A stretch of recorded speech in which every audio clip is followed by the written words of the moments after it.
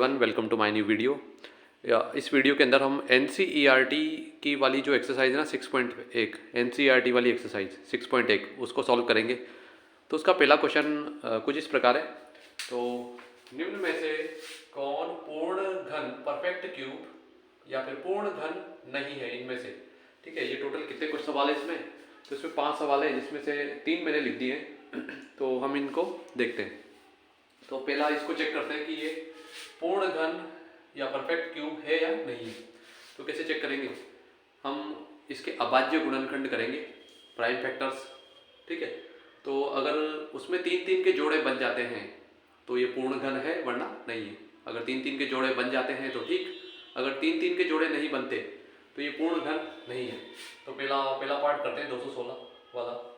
तो इसको 2 से डिवाइड करेंगे, 2 एकम 2, फिर 0, फिर उसके बाद 2 तिया 6, फिर हाँ सॉरी 2 एकम 2, फिर ये आया 0, फिर इसको इधर में करके दिखा देता हूँ। 2 एकम 2 बचा कितना 1, सॉरी 0।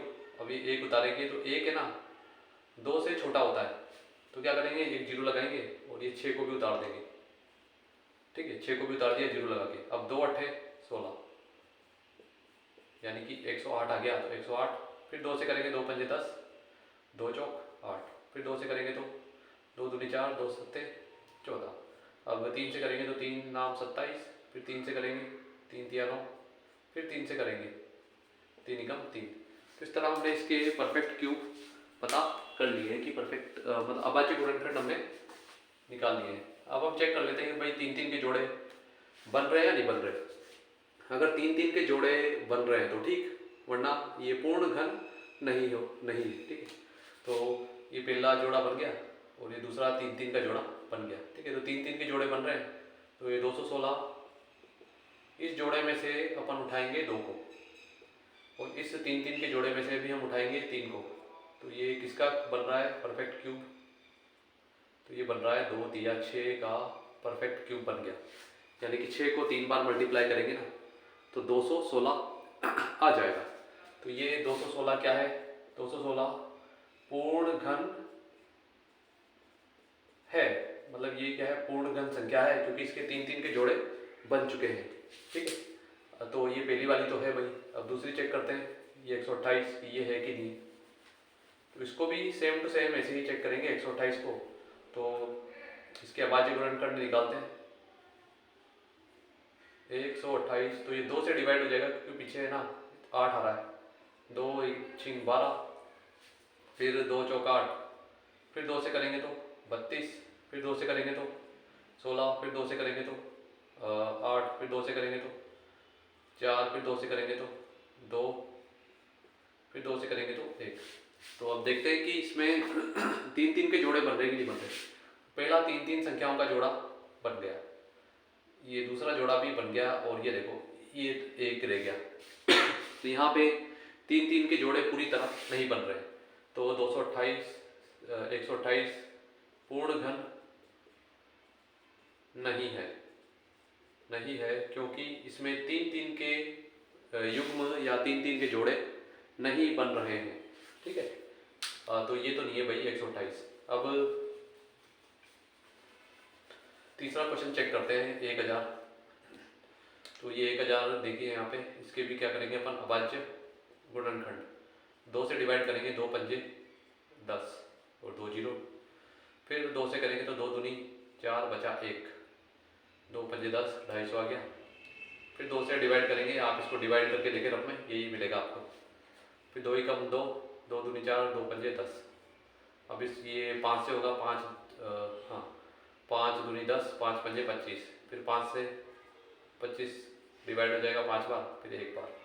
अब यहाँ पे 3-3 के जोड़े देख सकते हैं कि बन रहे हैं। पहला जोड़ा बन गया और ये दूसरा 3-3 का जोड़ा भी बन गया। इसका मतलब जो 1000 है, तो इस जोड़े में से किसको उठाएंगे, 2 को। इस जोड़े में से किसको उठाएंगे, 5 को। तो ये तो बन गया भाई परफेक्ट क्यूब। 2 पंजे 10 का, 2 पंजे 10, 10 की पावर 3 परफेक्ट क्यूब पूर्ण घन है। तो लिख देंगे भाई इसमें 3-3 के जोड़े बन चुके हैं, तो 1000 पूर्ण घन है। क्योंकि इसमें 3-3 के जोड़े बन चुके हैं। ठीक है, पहला जोड़ा तो है 2 का और दूसरा जोड़ा किसका है? इसका 5 का। ठीक है, अब हम बचे हुए 2 सवाल भी डिस्कस कर लेते हैं। स्टूडेंट्स, अब हम जो चौथा सवाल है पहले का चौथा, उसको सॉल्व करेंगे। तो ये इसको चेक करेंगे कि ये पूर्ण घन है या फिर नहीं है। तो इसके भी अभाज्य गुणनखंड करेंगे 100 के।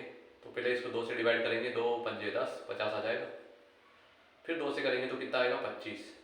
फिर 2 से इसको डिवाइड करेंगे तो ये 2 से होगा नहीं, तो किससे होगा? 5 से। 5 पंजे 25, फिर 5 से करेंगे तो 1। अब यहाँ देखिए 3-3 के जोड़े नहीं बन रहे हैं, तो 100 यहाँ पे 3-3 के जोड़े नहीं बन रहे हैं, इसलिए जो ये 100 है पूर्ण घन नहीं है। ठीक है, ये पूर्ण घन नहीं है क्योंकि इसमें 3-3 संख्याओं के जोड़े नहीं बन रहे हैं। इसी तरह अब 5वां सवाल, लास्ट सवाल चेक कर लेते हैं। 46,656 ये पूर्ण घन है या नहीं है?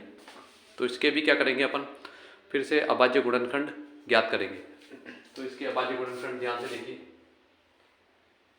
4 6 6 5 6, तो ये 2 दूनी 4, 2 से हो जाएगा ये 2 2 तिया 6, 2 तिया 6, 2 दूनी 4, 2 अट्ठे 16, तो 2 से डिवाइड हो गया। फिर करेंगे 2 एकम 2, उतरा 3, 2 एकम 2, फिर बचा 1, फिर 2 छिंग 12, फिर बचा 1, 2 छिंग 12, 2 चौक 8, फिर 2 से करेंगे 2 पंजे 10, बचा 1, 2 अट्ठे 16, फिर 2 तिया 6, 2 दूनी 4, फिर 2 से डिवाइड करेंगे 2 दूनी 4, बचा 1, 2 नाम 18, 2 एकम 2, 2 छिंग 12, फिर 2 से करेंगे 2 एकम 2, 2 चौक 8, बचा 1, 2 पंजे 2 चौक 8, बचा 1, 2 पंजे 10, 2 अट्ठे 16, फिर 2 से करेंगे तो कितना आएगा?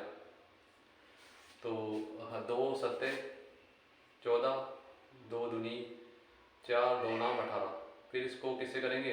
अब ये 3 से हो जाएगा, 3 एकम 3 दूनी 6, 3 चौक 12, 3 तिया 9, फिर इसको 3 से करेंगे 3 अट्ठे 24, 3 एकम 3, फिर 3 से करेंगे तो ये 3 दूनी 6, 3 सत्ते 21, फिर 3 से करेंगे तो 3 नाम 27, फिर 3 से 3 तिया 9, फिर 3 से करेंगे तो 1।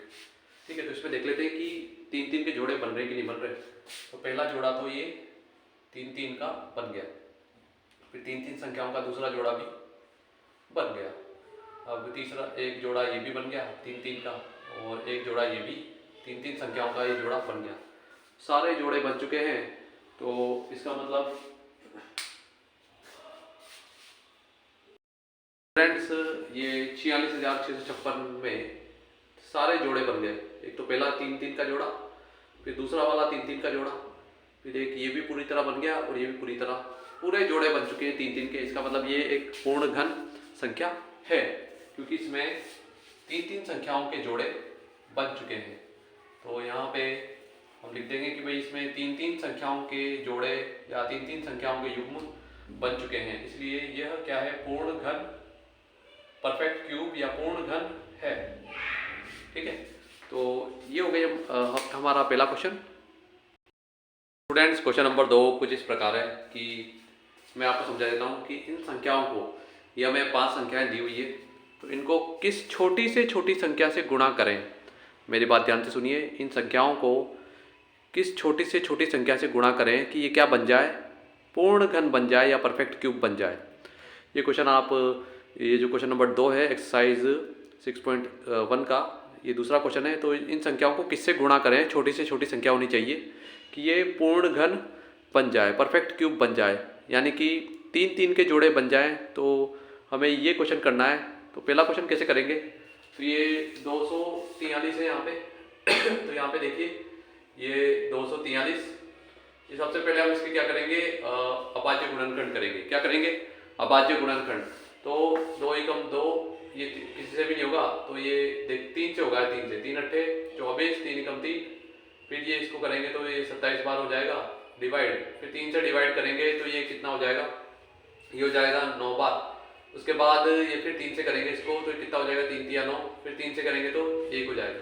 तो इसमें 3-3 के जोड़े बना के देखते हैं। तो पहला जोड़ा तो बन गया, ठीक है, और दूसरा जोड़ा भी नहीं बना, एक कम पड़ रहा है, ठीक है।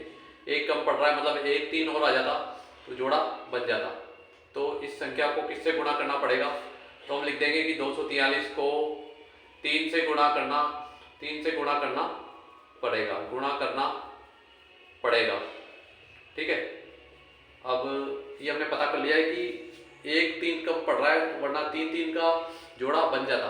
ठीक है, तो ये इसका आंसर हो गया 3 से गुणा करना पड़ेगा भाई।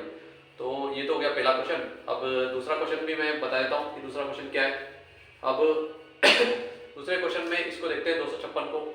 तो 256 को कैसे सॉल्व करेंगे, उसी तरह सॉल्व करेंगे और 3 3 के पता करेंगे कि 3 3 के जोड़े किससे बनेंगे। ठीक है, तो फिलहाल यहाँ पे क्या है, साउंड ज़्यादा हो चुका है। मैं नेक्स्ट वीडियो में आपसे मिलूँगा।